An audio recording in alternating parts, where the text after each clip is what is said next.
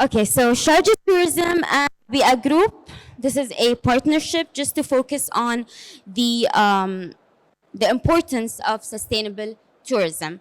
So obviously, we'll be talking about sustainability today.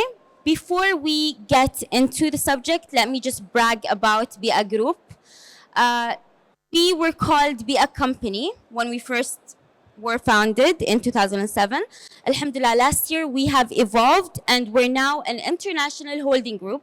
We operate in 3 countries, KSA, UAE, and Egypt, and we have over 10,000 employees.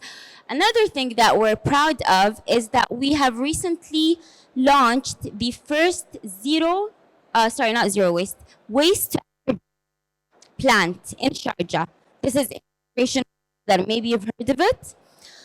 And yeah, that's where the subjects that we'll be talking about today. We'll talk about the definition of sustainability. We'll then dive into the pillars of sustainability, why you guys are sitting here listening to me talk about sustainability, why it's important. We'll also talk about the sustainable lifestyle, the motivators of the sustainable lifestyle, and how we can create one. So, sustainability. Can anyone tell me what it means or give me like a translation in Arabic of what sustainability is? We can say al-istidama bil-Arabi. Sustainability is basically meeting the needs of the individual without compromising the needs for future generations. So, if you care about your great grandchildren, for example, you would be benefiting from the natural resources, but you won't be overdoing it. Get it? So this is basically sustainability. It has 3 pillars. It has the environmental pillar, the social pillar, and the economic pillar. We'll talk about each one of them in the coming slide.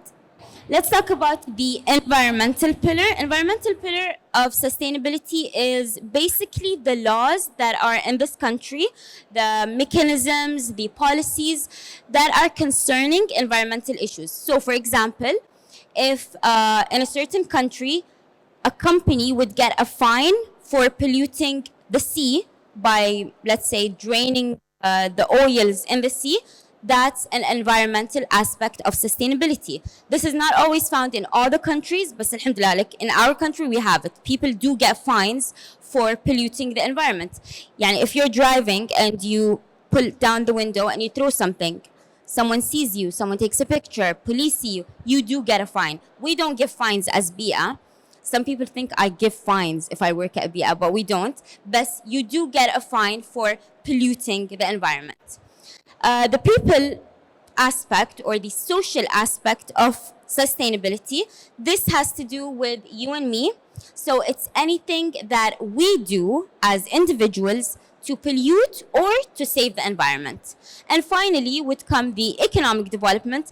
This would mean this would be applied on businesses. So making sure that your business is making a profit, but without, again, harming the environment, without causing social or environmental problems and that would harm also the long-term success of your company.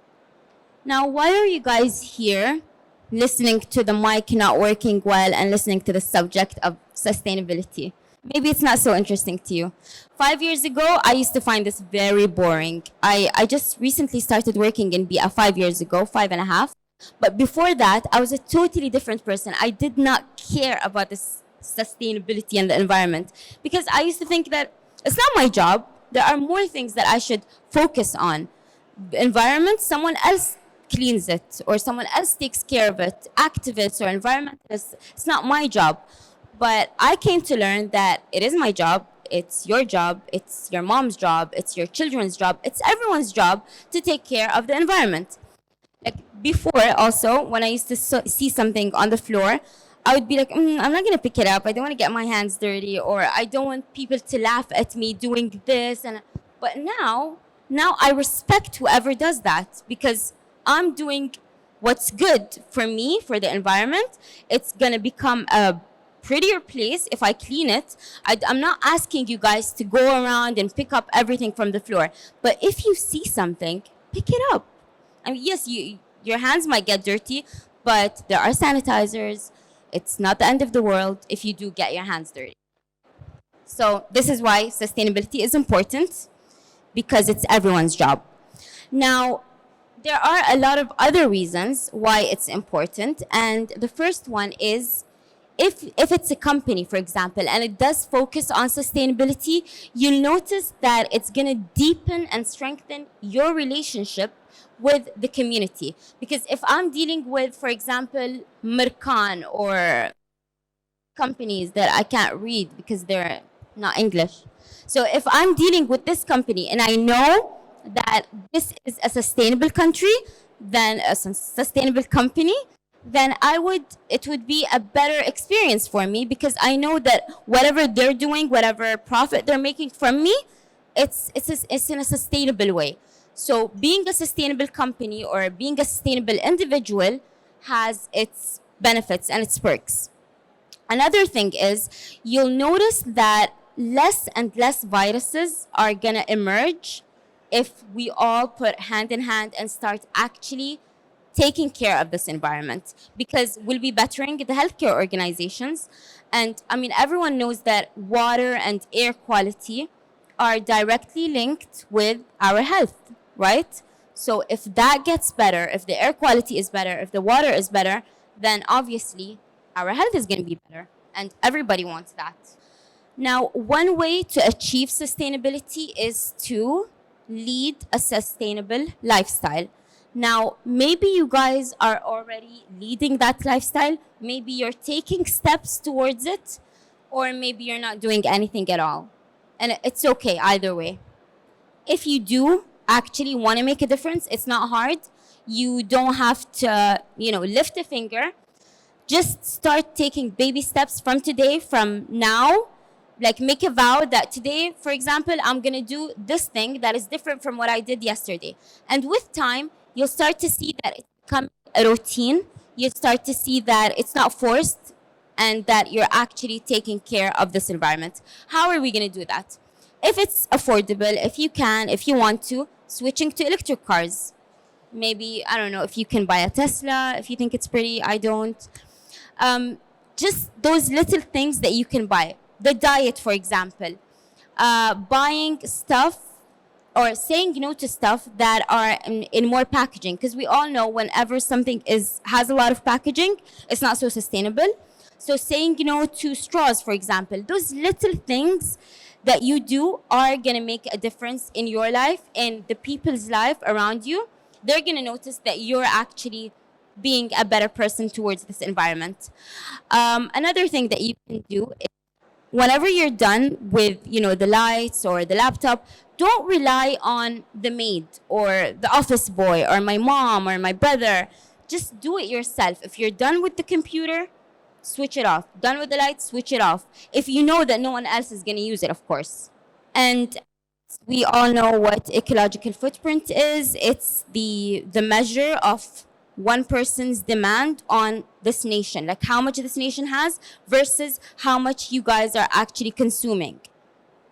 Everything you do, every human activity does something to the environment. So there's no waste that we produce that's just gonna, evaporate into thin air. The world, the planet will eventually have to deal with that waste, which is why we should start producing less waste. And did you guys know that in one trash can, 60% of it is recyclable, but our problem is we don't segregate. So 60% of that is recyclable. The motivators, so why you guys should start living a sustainable lifestyle. One thing is public health. We all want better health for ourselves, for our families. Another thing is the climate change, of course. I mean, we all see how, I don't know if you saw, the global village has ended, right? We all know. So before, we used to notice that whenever the global village started, like they opened it in, let's say, September, the weather would be amazing and we could walk outside because there's wind and it's amazing. Now they're extending it because September is not amazing. The weather is not amazing in September. Why? Why is the weather getting hotter and hotter by the year? because of course, global warming. The climate is changing, it's worsening because of all the pollution and all the environmental problems. So, a motivator to fix all of that, to make it better, is by individuals leading a more sustainable lifestyle. How can you create one? We just gave you reducing the consumption of limited resources. We all know what limited resources are. They're the natural resources that are not man-made. So you can't make a natural resource in a laboratory. It's from the earth. For example, energy, water, we all know those. So these are the natural resources that we should take care of, because if they're gone, they're gone. I mean, we can, of course, make renewable energy and all that, but it's not the same as the actual natural resource. Another thing we should do is reduce pollution. So one way we can do that is by, oh, my voice is way higher now. So segregating waste. And the third thing we can do is using resources that can quickly be regenerated. Easy ways that you can start today to adopt a more sustainable lifestyle. I do this at home. If you guys use detergents and cleaners from the supermarket to clean the tables, the toilets, try making your own. It's very easy. Mixing vinegar, baking soda, water. I like to put some lavender oil for the smell and just shake that in a bottle and use it as a natural cleaner. It's safer for your house, for your health. You save money and you're saving the environment by doing that.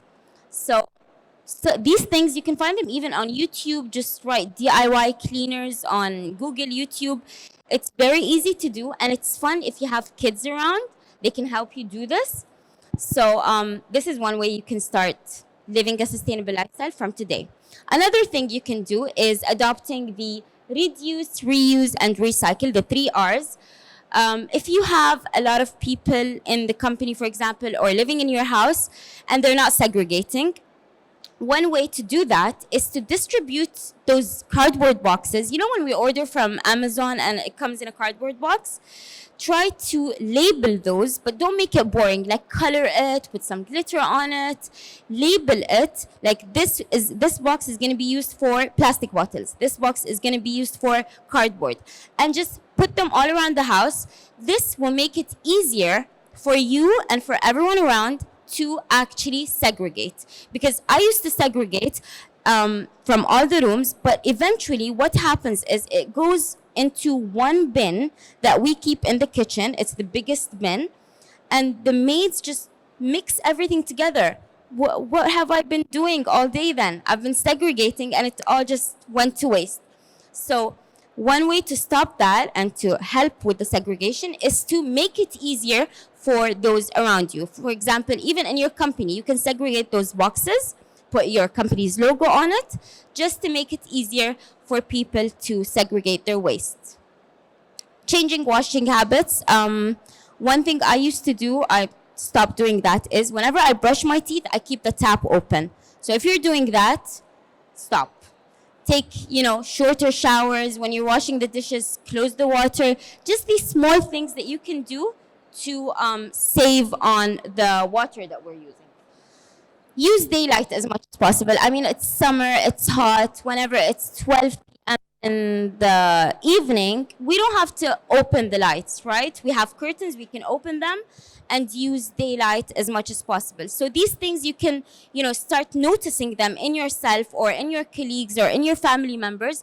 Whatever you can do, whenever you can, use daylight as much as possible. If you can change the lighting in your house to the LED or the renewable ones, if you can afford it, if you haven't done that already, start doing that. Unplug the devices whenever you're using them, like we just said. Next time you're going to the movies, next time you're traveling, don't print the tickets. Next time you withdraw money, go for the paperless option, because we all get that message on our phone. We know how much we have in our account. So why do we keep asking for that bill, which we're eventually going to crumble and throw away? So the next time we withdraw money, don't go for the printing option. You know how much you have in your account from your phone. So no need to print that paper because it's a waste of paper. Whenever it's, possible, whenever it's distance-wise possible, weather-wise, you can walk or bike to your destination, or carpool if you have someone in the same area going to the same location. Carpool, why not? And become more efficient with your errands. So we all know that our cars are emitting carbon dioxide whenever we drive them. So instead of going in the morning to somewhere and then in the evening to somewhere else and then in the night to somewhere else, just finish those errands all together in one outing. Reusable grocery bags, we all have to do that now because they're making us pay for the plastic bags. So I guess we're all doing that now. I keep my grocery bag at the trunk of my car. So maybe you guys can do that. Just keep bags at the trunk. Whenever you do grocery shoppings, you have them ready. Quit buying bottled water. Get your own. It's fancy. It looks good. People respect you more because you're not using plastic like others. And avoid buying those things that are, they have a lot of packaging or styrofoam. We all know that is not just bad for the environment, by the way, it's bad for your health as well. Be water wise, plant more. Every season, just Google whatever is in season, whatever you guys can plant in your garden or even indoor. Check out whatever you guys can plant and plant it at home. You'll have, better scenery at home. You'll have your own fruits, your own vegetables, saving money. So why not? And another thing you guys can do is spread environmental awareness, which is what I'm doing right now. You guys can do it as well in your company. Maybe send out emailers, maybe start a challenge. So you can be the green leader or the green ambassador, and you can challenge your department. For example, this department versus that department. Whoever recycles more gets XYZ, whatever rewards you guys have. This can make it a challenge to be more sustainable. And even in your community, so the city that you're living in, the area that you're living in, you guys can, I don't know what you call it in English, but مجالس الضاحية اللي في Sharjah. Okay, so there in every area in Sharjah, we have like a community place where everyone gathers if they want to, whoever lives in that community. So for example, Barsha have a place where they all gather. The people of Barsha gather in this place. So in that place, you can make those initiatives, you can make those challenges, which makes it very interesting for everyone. Because if we do all of that and more, we will be protecting public health, we'll be preserving land, we'll be conserving biodiversity, and we will be preserving natural landscape. Another benefit that we will get is we'll be reducing greenhouse gases from the cars that we're driving, from the companies that we're, operating. Will be reducing the cost of solid waste management, which will of course lead to better business opportunities, and will also be having more local ownerships and responsibilities. Okay, zero waste. There is no such thing as zero waste. No such thing. But this is like a mentality that we try to live by. So zero waste is the attempt to minimize waste generation. So minimizing the waste that we produce on a daily basis. So if I'm having, for example, 60% recyclables in this trash bag, I'm going to segregate and then I'll just have 40% of waste. So that way I am reducing my waste. So you can start today, like look at your bin at the end of the day, how much it's filled, and look at it tomorrow and see if you actually made a difference. Give a clap to yourself if you did. If you didn't, try again tomorrow. It's very simple. You don't have to go hard and, start being sustainable in everything. Just take baby steps and eventually you'll see that it has become a routine. Now, the point of zero waste, which we're doing in companies, it's focusing on three things: avoiding, minimizing, and recovering. So what we're trying to do is changing your behavior by these awareness sessions, by the initiatives, the challenge, the competitions that we have at BIA. We're trying to change behaviors in the communities. We're also trying to recover the material and energy. Of course, we're recycling 100% of the waste that we get, and we want to reach a zero landfill. How are we doing that? We're recycling and we're turning the waste into energy, like I told you at the beginning. So eventually, it's going to be 100% resource recovery from waste. How can you guys create an environmentally conscious workplace at your company? So one thing you can do is implement a recycling program. Like we said, the Green Ambassador program or the Green Challenge, this department versus that department. Another thing you can do is conserving the energy within the office. So make it a responsibility to yourself to unplug, to switch off whatever you're not using. Also, this is going to promote a paperless office by, for example, putting in your signature, don't print this email if you don't need it. You know how companies do that. Invest in office plants. Try having more plants like these indoors, because trust me when I say this, it makes it better when you walk in. Like, it makes you want to go into this place. When you see all these plants, when you smell them, it's a good idea. And another thing that you guys can do is encourage sustainable transportation. This is one of the quotes that I like, but before reading this, I'll tell you guys about another quote. The greatest threat to the environment is the belief that someone else is going to save it. So whenever I say, okay, it's not my job, someone else is going to do it, and you say someone else is going to do it, and you say someone else is going to do it, no one is going to do it. Which is why we should start from today, start with ourselves to actually save the environment. Don't wait till next year. Oh, my New Year's resolution is to lose weight and save the environment. No, you can start from today. Baby steps. It's not hard. It doesn't take effort. With time, you'll see that it's coming naturally, and you will feel better about yourself because you're doing better for this environment. Guys, if you have any questions, I'm happy to answer you if I have the answer.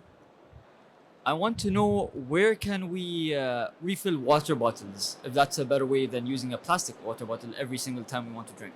Like, and where you can find free water? Well, we have it in our office. Like, we stopped selling actual plastic bottles in the cafeteria. So what we did is we put in the pantries those water stations. So, but for the public, I'm not sure where to find that.